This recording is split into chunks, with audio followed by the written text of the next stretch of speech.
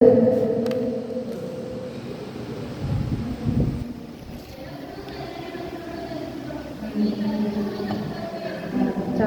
ఎల్లప్పుడూ తెల్ల వస్త్రాలు ధరించుకొని తలకు నూనె తక్కువ చేయదు. చాలా మంది నూనె వేసుకోవడానికి ఇష్టపడరు తలకు కదా. కానీ ఇక్కడ దేవుడు ఏమని సెలవిస్తున్నాడంటే నూనె ఎంత మాత్రమో తక్కువ చేయకూడదు, తలని ఎంత మాత్రమో కట్ చేసుకోకూడదు, ముసుగు వేసుకోవాలి. ముసుగు మందిరంలో దేవుడి మందిరంలో ముసుగు వేసుకోవాలి. చక్కగా చక్కగా కప్పుకొని ముసుగు వేసుకోవాలి. ముసుగు లేకుండా ప్రార్థించిన ప్రవచించిన అది అవమానమని దేవుడు చెప్తున్నారు. కాబట్టి ముసుగు మాత్రం మీరు వేసుకోకుండా ఉండకండి. మేము ఎవరస్తులమే కదా, మాకు ఇంకా వివాహం కాలేదు కదా, మాకు ముసుగు ఏంటని అనుకోండి. చక్కగా వస్త్రాల విషయంలో కానివ్వండి, ముసుగు వేసుకునే విషయంలో కానీ అన్ని విషయంలో కూడా తగు మాత్రం కిందనే ఉండాలి. దేవుడు అలంకరణ ఎక్కువ కోరుకోడు. ఇప్పుడు చాలామంది జుట్టులు ఉంచుకోకుండా హెయిర్ కటింగ్లని లేకపోతే హెయిర్ స్ట్రైట్నింగ్లని జుట్టుని నానా విధములుగా చేసేస్తున్నారు. కానీ దేవుడు మనకు అది ఇస్తే మనకు అది అలంకారం కింద ఇచ్చాడు దేవుడు. దాన్ని మనం పెంచుకోవడానికి చూడాలి తప్ప దాన్ని ఎంత మాత్రం కూడా కట్ చేసేవారుగా ఉండకూడదు. మందిరంలో ఉన్నప్పుడు చక్కగా ముసుగేసుకుని దేవుని సన్నిధిలో ఉండాలి. చూడండి, అదే కొలిక్కి పద్ధతిలో దేవుడు ఏమంటాడంటే స్త్రీ తల పెంచుకోవడం తనకి మంచిది, కానీ అదే పురుషుడు పెంచుకుంటే అది అవమానం అని చెప్పాడు. నేటి దినాల్లో యవనస్తులు జుట్టులు పెంచేసుకుంటున్నారు, స్టైల్ అంటున్నారు, కానీ అది అవమానం. ఎందుకంటే ఏ స్త్రీ ఏ పురుషుడు కూడా జడలు వేసుకోలేదు కదా. జుట్టును పెంచుకుంటే జడ వేసుకోవాలి. ఈ మధ్య ట్రెండింగ్గా పిల్లకలే వేసుకుంటున్నారు వెనకాల స్టైల్ కింద. అలా జుట్టు పురుషుడు పెంచుకోకూడదు, అది స్త్రీగా ఇచ్చాడు దేవుడు జుట్టును పెంచుకోవాలని. కానీ నేటి దినాల్లో ఎవరి బిడ్డలందరూ కూడా హెయిర్ కటింగ్లని హెయిర్లో పెంచుకోవడం అని ఇలా తిప్పడం అని అలా తిప్పడం అని చేస్తున్నారు. నుదుటి పోసి చేయకుండా అన్నాడు నుదుటిని దేవుడు. కానీ నేటి దినాల్లో ఐబ్రోస్లు చేసేస్తున్నారు, పర్మనెంట్ చేసేసుకుంటున్నారు. కానీ అవన్నీ కూడా మనం చేసుకోండి. దేవుడు ఇచ్చిన ఆజ్ఞలు ఏది కూడా మనము కొళ్ళు కూడా తప్పుకోకూడదు. కాబట్టి దేవుడు ఏమంటాడంటే ముసుగు వేసుకోండి. ఎవరి బిడ్డలారా ముసుగు వేసుకుని దేవుడిని ఆరాధించారు. చూడండి, చాలా చోట్ల ఎవరి బిడ్డలు చక్కగా ముసుగు వేసుకుని దేవుడు శుద్ధిస్తారు కదా. చాలా మందిరాలు ముసుగు ఇలా జారిపోయినా కూడా వాళ్ళు వేసుకోకుండా ఉండకండి, వెంటనే వేసుకోండి కదా. ఎందుకంటే మన తల కనపడకూడదు కాబట్టి. దేవుడి దినాన్ని ఏమంటాడంటే చక్కగా క్రమంగా ఉండమన్నాడు. క్రమంగా మీరు అన్నీ తెలుసుకున్నారు. అన్ని దినపు మీరు వాట్సాప్ గ్రూప్లో వాక్యాలన్నీ ఉంటున్నారు కాబట్టి వినండి. ఎందుకు దేవుడు ఏదో విషయంలో దేవుడు మనం పట్టుకుంటాడు, వినకుండా విడిచిపెట్టేది. మీకు స్కూల్కి వెళ్ళే టైంలో వెళ్ళలేకపోతే వచ్చేసిన తర్వాత చక్కగా ఎంతోమంది బిడ్డలందరూ వర్తమానాన్ని అందిస్తున్నారు. కాబట్టి ఆచరించండి. వందనాలు చెప్తే తిరిగి వందనాలు చెప్పండి. మీ అవసరములందరూ తెలియచేయండి. అదేవిధంగా ఉపవాస ప్రార్థన గురించి చెప్పాను. నెలలో మొదటి వారం మనం ఉపవాస ప్రార్థన పెట్టుకున్నాం. అందరూ కూడా మీరందరూ కూడా ఉపవాసం రండి మందిరాన్ని. మీరు ఉపవాసంలో ఎలాగైతే ముందు నుంచి ఉంటున్నారు కాబట్టి పొద్దు నుంచి నేను ఉండలేదు. ఎందుకంటే మీరు స్కూల్కి వెళ్ళిపోతాను అలా వదలదు. ఇక్కడ ఉంటే పోనీ అనుకోవచ్చు. ఎందుకంటే స్కూల్కి వెళ్ళిపోతారు, స్ట్రెచ్కి వెళ్ళిపోతారు, అందులోకి ఆహారం తినకపోవడం వల్ల అన్ని హెల్తీగా ఉంటుంది. కాబట్టి పొద్దున మాట్లాడండి. మందిరానికి వస్తారు కదా, వచ్చినప్పుడు ఖచ్చితంగా శుభ్రంగా తలస్నానం చేసుకుని మందిరానికి వచ్చి చక్కగా ఉపవాసం ఉండి దేవుని వాక్యాన్ని వినండి.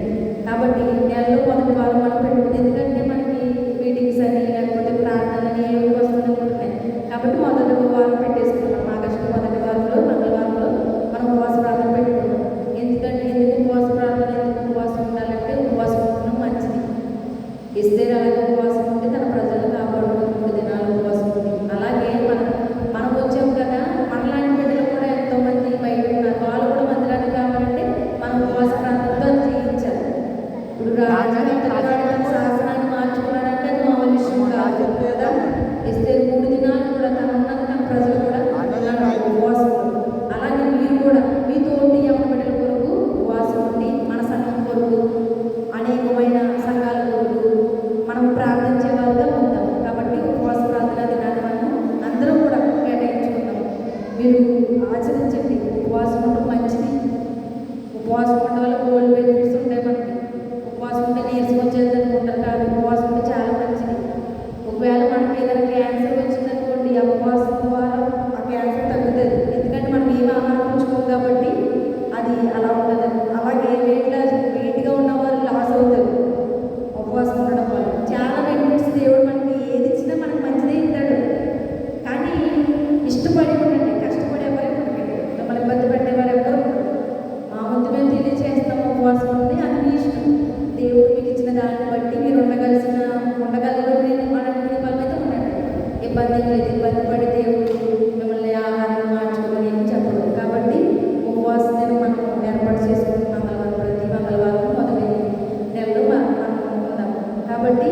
శ్రీనాథ దేవుడు ఏమంటాడంటే ముసుగు వేసుకుని ఉండండి, మందిరంలోకి వచ్చినప్పుడు శ్రద్ధగా ఉండండి, చక్కగా వినండి దేవుడి మాటలు. వినుట వలన మీకు విశ్వాసం వస్తుంది కదా. మనం కొన్ని విషయాలు వింటా ఉంటాం చక్కగా. మనకు ఆ సందర్భం వచ్చినప్పుడు అది మనం అలాగే కదా అని అదొకటి గుర్తు వస్తుంది. అటు రీతిగా ఆచరించేవారుగా ఉంటాం. కాబట్టి వినండి చక్కగా, మందిరంలో చక్కగా రండి, మానకిండ మందిరం. ఎందుకంటే విశ్రాంతి దినమున పరిశుద్ధంగా ఆచరించమని దేవుడు మనకి చెప్పాడు. కాబట్టి బలహీనంగా ఉందనో లేకపోతే రాలేనో అసలు అశ్రద్ధ చేయండి. ఎందుకంటే మనము శ్రమ పడిపోతుంటాం మందిరానికి, కానీ మందిరానికి వచ్చి మనం దేవుని సన్నిధిలో ఉంటే దాన్ని మనకి ఎంతో వేరు. కాబట్టి ఆయన ఇచ్చిన ఆజ్ఞలను పాటించండి. దేవుడు ఇచ్చిన చిన్నవారు చిన్నపిల్లలమే అని అనుకోకండి. అలాగే దేవుడు ఇర్మియాకు ప్రత్యక్షమై అలాగే దేవుడు సెలవిచ్చినప్పుడు నేను చిన్నపిల్లాడిని ఏంటని అంటాడు. నువ్వు చిన్నపిల్లాడు అని నమ్ముతాడు, నేను నీకు తోడుగా ఉంటానంటాడు దేవుడు. కాబట్టి మేము చిన్న వయసు వాళ్ళమే కదా, మాకు ఇంకా ఫ్యూచర్ ఉంది, మేము ఇంకా పెద్దవాళ్ళు అవ్వాలి, మేము తెలుసుకోవాలి. ఇంకా దేవుడి గురించి తెలుసుకున్న తర్వాత ఉంటామా అని అనుకుంటే చిన్నపిల్లలైనా పెద్దోళ్ళైనా ఎవరైనా దేవుని ఎంత భయభక్తులు జీవిస్తే దేవుడిని తెలుసుకోవాలంటే ఆశ మాత్రం ఉండాలి మనకి. అందుకని దేవుడు ఆశపడి ప్రాణాన్ని తృప్తిపరుస్తానని సెలవించాడు. కాబట్టి ఆశపడండి, దేవుడి వాక్యం వినడానికి వేగిరపడండి. చక్కగా దేవుడు అన్ని విషయాల్లో కూడా మిమ్మల్ని ఆశీర్వదిస్తాడు. భయభక్తులు కలిగి జీవించడం ముందు. ఎందుకంటే ఆయన అన్నాడు, దుర్దినములు రాకముందే, సమయం కోల్పోకముందే నీ సృష్టికర్తను స్మరణ తెచ్చుకోమన్నాడు. కాబట్టి మన రోజులు బాగలేదు. ఇది ఈ రోజు కనపడేవారు రేపు కనపడతాం లేదో కూడా తెలియదు. కాబట్టి మీకు ఇచ్చిన అవకాశాన్ని యవనస్తులు ఎంతో మంది పెడుతున్నారు. కానీ ఇది నాన్న మీరు ఇక్కడ ఉన్నారంటే మనం దాన్ని నిలబడి అనుకోవాలి ఎవరైనా సరే. కాబట్టి మీకు ఇచ్చిన అవకాశాన్ని దేవుడు ఎందుకు నీతోనే పదే మాట్లాడుతున్నాడని ఎప్పుడైనా గ్రహించుకున్నారా మీరు ఎవరైనా? ఎందుకు మనతోనే మాట్లాడతాడు దేవుడు. ఎందుకంటే నువ్వు ఆయన సొత్తు కాబట్టి నిన్ను ఆయన ఏర్పరచుకోవాలనుకున్నాడు. ఏ బిడ్డ నశించుకోవడం ఆయన ఇష్టం లేదు కాబట్టి నువ్వు పాడైపోతే ఆయన ఇష్టపడ్డాడు కదా. అందుకని దేవుడు పదే నీతో మాట్లాడుతూ ఉంటాడు. మొన్న మీరు వాక్యం విన్నారో లేదు, బంధింపబడిన గాడిద గురించి చెప్పాను. ఎవరైనా విన్నారో లేదు తెలియదు, కానీ శిష్యులు యేసుప్రభు గారు మరి ఒక ప్రాంతానికి వెళ్ళినప్పుడు అక్కడ కట్టబడిన ఒక గాడిద నమస్కేనా ఆ గ్రామానికి వెళ్ళినప్పుడు కట్టబడిన గాడిద మీకు ముందుగా ఉంటుంది. ఒక గ్రామంలో వెళ్ళంటే అక్కడికి వెళ్ళి ఆ గాడిదని తీసుకురండి అని దేవుడు చెప్తాడు. మార్కు సువార్త 11వ అధ్యాయంలో ఉన్నదన్నమాట.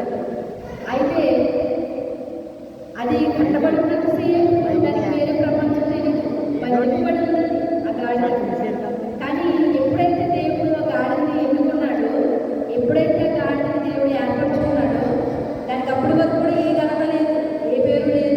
అది ఓన్లీ కట్టబడి అలా ఉన్నదండి గాడిద మీద. ఎప్పుడైతే గాడిద మీద దేవుడు కూర్చున్నాడో దానికి ఏం కలిగిందంటే అర్హత కలిగింది. మనము కూడా పాపంలో ఉన్నంతసేపు మనకి ఏ అర్హత ఉండదు, వాళ్ళు ఎవరు కూడా చూడరు.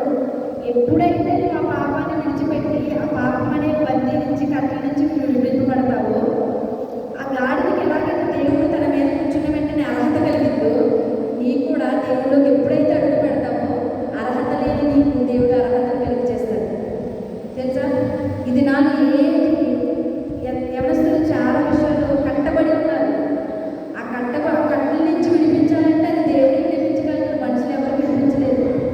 అప్పుడు వరకు కూడా గాడిద అక్కడ పాపలో ఉండడం అది మాత్రమే, దానికి వేరే ప్రపంచం తెలియదు. కానీ ఇప్పుడు చూడండి, గాడిద రోడ్ల మీద మట్టిలో నడుస్తుంది లేదా రోడ్ల మీద నడుస్తుంది. కానీ దేవుడు ఎప్పుడైతే దాని మీద కూర్చున్నాడో అది నడిచినప్పుడు వస్త్రాలు వేశాడు.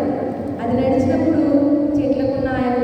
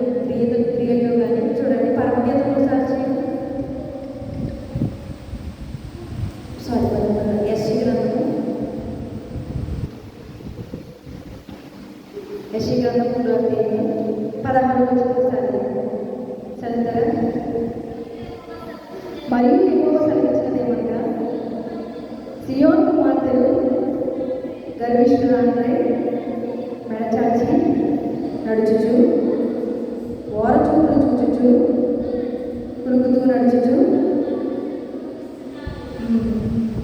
కాబట్టి ప్రభువు సియోను కుమార్తెలను నడినెత్తి పూడి చెయ్యను.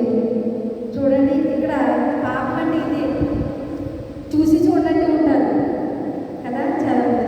దేవుడి దగ్గర సియోను కుమార్తెలారా గర్విష్ఠులారా, సియోను కుమార్తెలు అంటే దేవుడు సియోను రాజు కదా.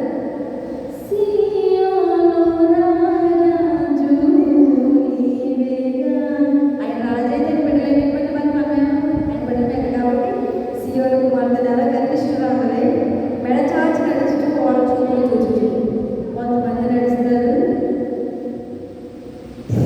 తిరిగి లేదు, అలా నడవకూడదు. దేవుడు అది చెప్తున్నాడు.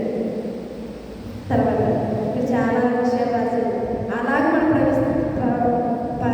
అంటే ప్రవర్తిస్తానంట ఓడుకు చేయాలంట. కాబట్టి ప్రవర్తన జాగ్రత్తగా చూసుకోవాలి. సియోను కుమార్తెలారా గర్విష్ఠులై ఉండకండి. చాలా మంది అందాన్ని చూసి గర్వపడుతూ ఉంటారు, లేకపోతే తనకున్న జ్ఞానాన్ని చూసి గర్వపడుతూ ఉంటారు, తనకున్న వస్త్రాన్ని చూసి గర్వపడుతూ ఉంటారు, లేకపోతే తనకున్న స్థాయిని చూసి గర్వపడుతూ ఉంటారు. యవనస్తులు చాలా మంది గర్వపడేవారుగా ఉంటారు. కానీ గర్వము అది నాశనానికే కారణం. దేవుడు నీకు అందమిచ్చాడా, దాన్ని బట్టి అతిశయించు. అది ఎవరినందు? ప్రభువునందు అతిశయించు. దేవుడు నీకు జ్ఞానం ఇచ్చాడా, ఆయన స్తుతించు.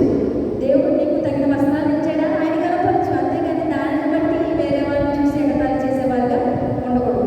మనం ఏమాత్రం కూడా దేవుడు ఇచ్చిన దాన్ని దేవునికి ఇచ్చేవారుగా మనం ఉండి, ఆయనకి ఇచ్చిన దాన్ని బట్టి కృతజ్ఞతాస్తుతులు చెల్లించేవారుగా ఉండాలి తప్ప గర్వపడే వారికి ఎంత మాత్రం కూడా ఉండకూడదు. కాబట్టి దేవుడు ఏమంటారంటే, దినాన్న మీరు చక్కటి మందిరంలో ఉన్నప్పుడు ముసుగు వేసుకోండి.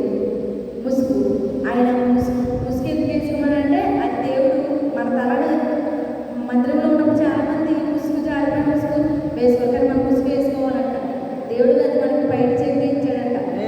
అది మనకి అవమానపరచకూడదు. మనం దేవుని మన వల్ల ఆయన గణపరచాలి. చూడండి, మన సంఘంలోనే చూసి చక్కగా చూడండి ఎంత చక్కగా ముసుగు వేసుకున్నారు, దేవుని ఎంత పరిశుద్ధంగా జీవిస్తున్నారు అని చెప్పుకునే వారుగా ఉంటారు. అంతేగాని వాళ్ళ ముసుగు వేసుకోవద్దు, అలా ఉండాలని మనం బట్టి దేవుడు గణపరిచేవాడుగా ఉండాలి, కానీ అవమానపరిచేవాడుగా ఉండకూడదు. కాబట్టి రేపటి నుంచి ముసుగేసుకుంటారా? వేసుకోండి, అది మీకు దీవెనకరంగా ఉంటుంది. కాబట్టి దేవుడు దినాన్ని అంటున్నాడు కదా, నేను మీకు తోడుగా ఉంటాను. ఏ విషయంలో కూడా చింతించుకోండి. చదివే విషయంలో కానీ చదువు అని అంటూ ఉంటాను. చదవండి, బలంగా చదవండి, కానీ ఆ చదవడానికి తగిన జ్ఞానం దేవుడిని అడగండి. దేవుడు ఖచ్చితంగా మీకు జ్ఞానాన్ని ఇస్తాడు. పిలుపు కుమార్తెలు ప్రవచించేవారు తన తండ్రి స్నానాన్ని తీసుకుని ప్రవచించే కుమార్తెలు వెళ్ళి ఉన్నారు. యెఫ్తా కుమార్తె తీసుకున్న నిర్ణయానికి కట్టుబడి తన తండ్రిని అక్కడ కనపరిచిన దాన్ని మనం చూస్తున్నాం. కాబట్టి అందరూ కూడా ప్రార్థన చేసుకోండి, వేకువజామున ప్రార్థన చేసుకోండి. స్కూల్కి వెళ్ళి వచ్చేంత వరకు కూడా ఆయన కృపను కూడా జ్ఞాపకం చేసి ఏ కీడు మీ దరిదాపులో చేరకుండా, ఎవరు కూడా తృణీకరించకుండా, తిమోతి గారితో పోలుగలదే అంటాడు. నీ ఎవరిని బట్టి నేను ఎవరు తృణీకరింపనీయకు అని అంటాడు. కాబట్టి మిమ్మల్ని ఎవరిని మిమ్మల్ని ఎవరేమన్నా కూడా మీరు తగ్గించుకోండి, హెచ్చించబడతారు. వాళ్ళని అన్నారు కదా అని మీరు వాళ్ళతో ఎంత మాత్రం వాదం చేసుకున్న వారుగా ఉండదు. మీ సహవాసం పరిశుద్ధులతో ఉంచుకోండి. సహవాసం మంచి సహవాసము చేయండి. దేవుడి సహవాసం కూడా కోరుకోండి. కాబట్టి మీరందరూ కూడా చక్కగా ముసుగు వేసుకుని చక్కగా దేవుడి సన్నిధిలో ఉంటారని మరి దేవుడు ఆశిస్తున్నారు. కాబట్టి అటు రీతిగా మీరందరూ ఉండడానికి కూడా ప్రభుత్వం మనందరికీ తోడు. గాడిద ఎక్కడ ఊరి పేరు రాయలేదు, గాడిద కోసం వెళ్తారు కదా. బేతినియా బెత్బేగా నీ ఎదురుగుండా గ్రామానికి వెళ్ళమన్నారు. ఆ ఊరి పేరు రాయలేదు, చూడేశారు.